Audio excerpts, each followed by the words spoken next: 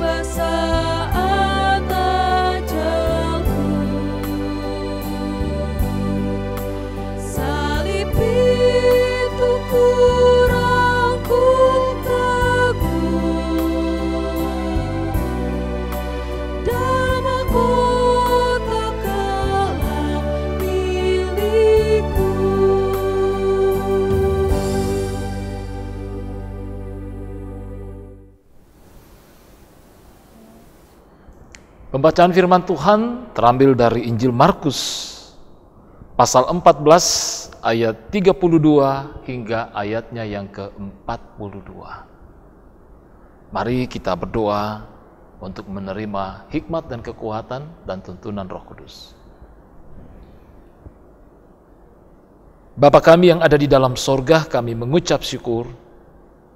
Malam ini kembali Engkau memperjumpakan kami dalam persekutuan sehati dalam doa.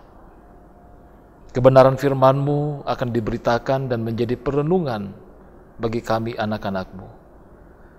Berkati dan tuntun kami ya Roh Kudus dalam memahami akan kebenaran firman-Mu, agar kami dapat mengetahui apa mau dan kehendak Tuhan bagi kami. Berfirmanlah ya Bapa di sorga, kami telah sedia untuk mendengarkannya. Ampuni kami dari segala salah dan dosa kami, dalam nama Yesus Kristus kami berdoa dan mengucap syukur. Haleluya. Amin. Shalom, sidang jemaat yang dikasihi Tuhan. Pembacaan kita pada hari ini terambil dari Markus 14 ayat 32 sampai 42. Di Taman Getsemani. Lalu sampailah Yesus dan murid-muridnya ke suatu tempat yang bernama Getsemani. Kata Yesus kepada murid-muridnya, "Duduklah di sini sementara aku berdoa." Dan ia membawa Petrus, Yakobus dan Yohanes sertanya. Ia sangat takut dan gentar, lalu katanya kepada mereka, "Hatiku sangat sedih, seperti mati rasanya. Tinggallah di sini dan berjaga-jagalah." Ia maju sedikit, merebahkan diri ke tanah dan berdoa supaya sekiranya mungkin saat itu lalu daripadanya. Katanya, "Ya Aba, ya Bapa, tidak ada yang mustahil bagimu. Ambillah cawan ini daripadaku, tetapi janganlah apa yang aku kendaki, melainkan apa yang engkau kendaki." Setelah itu, ia datang kembali dan mendapati ketiganya sedang tidur. Dan ia berkata kepada Petrus, "Simon, sedang tidurkah engkau? Tidakkah engkau sanggup berjaga 1 jam? Berjaga-jagalah dan berdoalah supaya kamu jangan jatuh ke dalam pencobaan. Roh memang penurut, tetapi daging lemah." Lalu ia pergi lagi dan mengucapkan doa yang itu juga. Dan ketika ia kembali pula, ia mendapati mereka sedang tidur, sebab mata mereka sudah berat dan mereka tidak tahu jawab apa yang harus mereka berikan kepadanya. Kemudian ia kembali untuk ketiga kalinya dan berkata kepada mereka, "Tidurlah sekarang dan istirahatlah. Cukuplah. Saatnya sudah tiba. Lihat, Anak Manusia diserahkan ke tangan orang-orang berdosa. Bangunlah, marilah kita pergi. Dia yang menyerahkan aku sudah dekat." Demikianlah pembacaan firman Tuhan pada hari ini. Amin.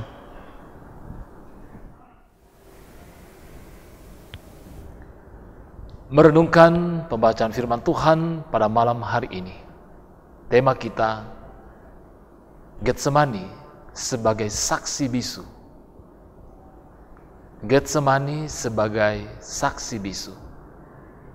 Saudara-saudaraku yang kekasih dalam Tuhan Yesus Kristus, 3 penginjil atau penulis kitab Injil memberikan kesaksian kepada kita tentang sebuah fakta atau realitas yang terjadi di Taman Getsemani. Banyak hal yang terjadi di situ, yang tentunya menjadi sebuah perenungan dan refleksi iman bagi kita. Bagaimana Yesus bergumul di dalam doanya di hadapan Bapanya. Di dalam Taman Getsemani itu kita menyaksikan bahwa Yesus bersama dengan 3 muridnya, yakni Petrus, Yakobus, dan Yohanes. Di dalam Taman Getsemani itu, kita menyaksikan bagaimana 3 kali Yesus datang di hadapan Bapanya dan menyebutkan doa yang intinya sama. Bahwa ya Bapa, jikalau mungkin cawan ini lalu daripadaku. Dan juga di dalam Taman Getsemani itu, kita menyaksikan bagaimana 3 murid yang dibawa Yesus, yang awalnya Yesus meminta agar mereka duduk, menunggu dan menantikan dia di dalam doanya. Ternyata ketika Yesus berdoa, dan Yesus kembali menjumpai mereka, mereka bertiga ternyata sudah tertidur. Saudara-saudara yang kekasih dalam Tuhan Yesus Kristus, apa makna realitas-realitas ini? Getsemani merupakan sebuah taman yang begitu indah. Taman yang memberikan kesaksian dan fakta bagi kita. Bagaimana saat-saat di mana Yesus akan menghadapi penderitaan yang luar biasa dalam menggenapi akan janji dan rencana penyelamatan Allah. Satu pembelajaran yang tentunya menarik untuk kita renungkan. bahwa dalam gumul doa kita ada begitu banyak harapan. Dalam gumul doa kita menyampaikan permintaan. Dalam gumul doa kita menyatakan pergumulan kita di hadapan Tuhan, Juru Selamat kita. Namun adakah Bapak Ibu Saudara-saudaraku yang kekasih, dalam setiap kita mengakhiri akan doa-doa kita, selalu kita menyatakan, bukan kehendakku yang jadi, melainkan kehendakmu yang jadi. Yesus menyebut dan 3 kali menyatakan itu di hadapan Bapanya. Ia meminta dan memohon, jikalau mungkin cawan ini, saya mengutip ayat 36 pembacaan kita tadi, ya Aba, ya Bapa, tidak ada yang mustahil bagimu, ambillah cawan ini daripadaku, tetapi janganlah apa yang aku kehendaki, melainkan apa yang engkau kehendaki. Bahwa pada satu pihak, Yesus menyadari begitu berat untuk memikul dan meminum habis isi cawan itu, cawan penderitaan itu. Namun pada sisi lain, Yesus menyadari dan meletakkan keputusan kepada kehendak Bapanya. Dan kita tahu, saudara-saudaraku yang kekasih, apa yang menjadi kehendak Bapa? Apa yang menjadi jawaban Bapa terhadap permohonan dan permintaan Yesus? Bahwa Yesus harus meminum habis isi cawan itu, cawan penderitaan itu. Jadi saudara-saudaraku yang kekasih, dalam banyak hal, dalam setiap permintaan dan permohonan kita di hadapan Tuhan, untuk yang terbaik bagi diri kita, bagi keluarga kita, dalam banyak hal, dalam permohonan kita untuk mengalami pemulihan di tengah-tengah kelemahan kita, dalam pergumulan yang mungkin begitu berat sekian lama kita alami, kita mau Tuhan menyatakan yang terbaik menurut kehendak kita. Tapi apa yang menjadi mau dan kehendak Tuhan? Ini yang patut kita renungkan. Dan hendaknya kita meyakini bahwa ketika kehendak kita berbeda dengan apa yang menjadi kehendak Bapa, ketika permintaan dan permohonan kita tidak seperti yang Tuhan anugerahkan dan berikan kepada kita sebagai jawaban atas doa-doa kita, mari kita menyadari dan meyakini bahwa ketika kehendak Bapa itu jadi dalam kehidupan kita, tentunya saudara-saudara, itu yang terbaik. Pengalaman Yesus dalam doanya ini dalam Taman Getsemani menjadi sebuah refleksi pembelajaran iman bagi kita sebagai orang yang percaya. Selanjutnya saudara-saudaraku yang kekasih, terkadang dalam gumul dan doa kita, dalam kehidupan kita mengharapkan bahwa adanya orang-orang sekeliling kita yang bisa menyatakan simpati dan empati, mendukung kita, memberikan support bagi kita. Namun terkadang kita mungkin kecewa bahwa apa yang menjadi harapan kita tidak seperti itu. Itu yang dialami Yesus di Taman Getsemani. Murid-muridnya tertidur. Apakah karena mereka tidak memahami dan mengetahui tentang apa yang menjadi pergumulan Yesus? Ataukah mungkin mereka sudah kelelahan setelah seharian berjalan melayani bersama dengan Yesus? Namun paling tidak, kita bisa belajar di sini bahwa ketika ada orang yang memohon simpati dan empati kita, mari kita memberi diri yang tulus dan seutuhnya, agar beban dan pergumulan itu dapat terbagi, agar beban dan pergumulan itu menjadi ringan,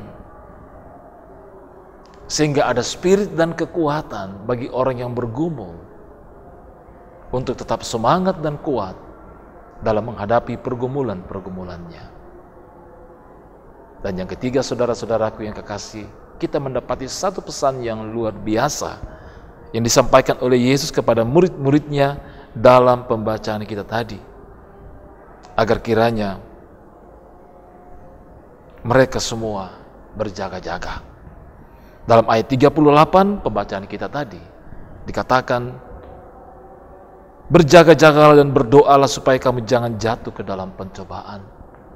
Sebuah nasihat yang luar biasa yang disampaikan Yesus kepada murid-muridnya. Berjaga-jaga dan berdoalah dalam kesadaran yang seutuhnya, dalam relasi iman di hadapan Tuhan, kepercayaan kita. Artinya kita menyadari tentang perjalanan hidup dan kehidupan kita setiap hari yang hendaknya dituntun dan dikuatkan oleh Roh Kudus. Sehingga olehnya memang kita senantiasa harus berdoa dan berdoa di hadapannya, memohon kepadanya, sehingga kita tetap percaya dan kuat di dalam menghadapi berbagai pergumulan, dalam berbagai perjuangan-perjuangan kita dalam menjalani hidup dan kehidupan setiap hari. Getsemani memang menjadi saksi bisu atas apa yang telah terjadi 2000 tahun yang lalu. Namun dari Getsemani ini memberikan sebuah kesaksian bagi kita bahwa apa yang dialami oleh murid-murid, apa yang dialami oleh Yesus Kristus menjadi sebuah refleksi iman bagi kita orang percaya pada masa kini, untuk senantiasa tetap percaya, bergumul di dalam doa dan berjaga-jaga.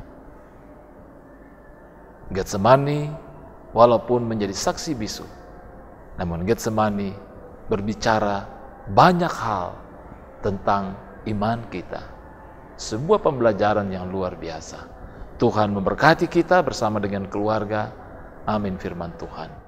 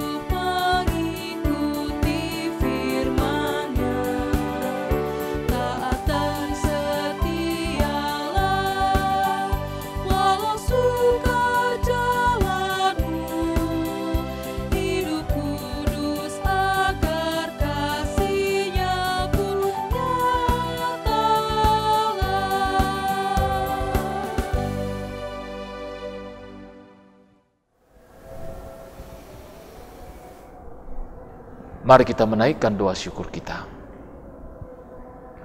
Ya Allah, ya Tuhan kami mengucap syukur atas persekutuan sehati dalam doa pada malam hari ini. Kami bersyukur untuk kebenaran firman-Mu yang telah menjadi tuntunan dan kekuatan bagi kami dalam masa-masa Prapaskah ini, dalam masa kami menghayati dan merenungkan arti dan makna penderitaan Tuhan kami Yesus Kristus. Terima kasih Tuhan. Kami memperoleh hikmat dan kekuatan lewat kebenaran-kebenaran firman-Mu. Berkati kami semua ya Tuhan untuk dapat melakukannya. Tuntun kami ya Roh Kudus. Berkati kami dalam hidup dan kehidupan keluarga, rumah tangga kami. Kami dalam kehidupan kami pribadi lepas pribadi, dalam segala harapan kerinduan, bahkan mungkin ada di antara saudara-saudara kami yang bersekutu dalam sehati dalam doa malam ini. Ada pergumulan-pergumulan, ada harapan dan kerinduan yang terus dan terus dipinta di hadapan-Mu ya Tuhan. Kami menyadari bukan kehendak kami yang jadi, tetapi kehendak Tuhanlah yang jadi. Karena kehendak Tuhanlah itu yang terbaik bagi kami. Dan kuatkan kami ya Roh Kudus untuk memahami apa yang menjadi kehendak Tuhan dalam kehidupan kami. Saudara-saudara kami yang sedang dalam kelemahan tubuh, yang terbaring di rumah sakit, dalam pemulihan di rumah saat ini, Tuhan kami mohon anugerahkan iman dan pengharapan pemulihan yang daripada-Mu. Orang tua kami para lansia dalam menjalani usia indah kehidupan mereka, kami mohon Tuhan memberkati. Berkati kami dalam waktu istirahat tidur malam ini, lindungi dan peliharakan kami ya Bapa. Terpujilah Engkau ya Allah ya Tuhan kami, Bapa kami di dalam Yesus Kristus, yang menuntun kami di dalam Roh Kudus. Ini doa kami, syukur dan pengharapan kami. Bukan kehendak kami yang jadi, tapi kehendak Tuhanlah yang jadi. Kami berdoa dalam nama Yesus Kristus yang sudah mengajar kami berdoa bersama-sama. Bapa kami yang di sorga, dikuduskanlah nama-Mu, datanglah kerajaan-Mu, jadilah kehendak-Mu di bumi seperti di sorga. Berikanlah kami pada hari ini makanan kami yang secukupnya, dan ampunilah kami akan kesalahan kami, seperti kami juga mengampuni orang yang bersalah kepada kami. Dan janganlah membawa kami ke dalam pencobaan, tetapi lepaskanlah kami daripada yang jahat. Karena Engkaulah yang punya kerajaan dan kuasa dan kemuliaan sampai selama-lamanya. Amin. Demikian persekutuan sehati dalam doa pada malam hari ini. Tetap semangat dalam menjalani hidup dan kehidupan kita setiap hari dalam tuntunan kasih dan kekuatan di dalam Roh Kudus. Tuhan memberkati kita semua. Shalom, salam sehat, tetap semangat dan bongi melo.